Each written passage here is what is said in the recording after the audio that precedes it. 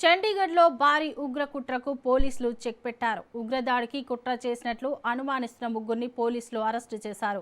వారి నుంచి ఐఈడీతో పాటు ఆయుధాలను స్వాధీనం చేసుకోవడం కలకలం రేపుతోంది.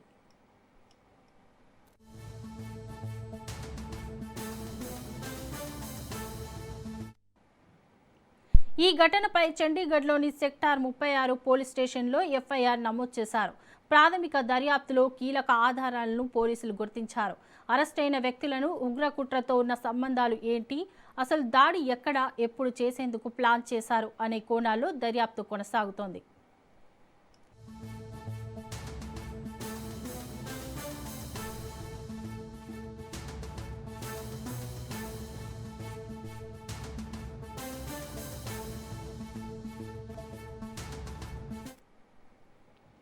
మరోవైపు ఈ ఘటన నేపథ్యంలో చండీగఢ్లో భద్రతను మరింత కట్టుదిట్టం చేశారు. అనుమానాస్పద వ్యక్తులు, వస్తువులపై నిఘా పెంచారు. ఉగ్రకుట్ర వెనుక ఉన్న పూర్తి నెట్వర్క్ను బయటపెట్టేందుకు దర్యాప్తు సంస్థలు రంగంలోకి దిగాయి.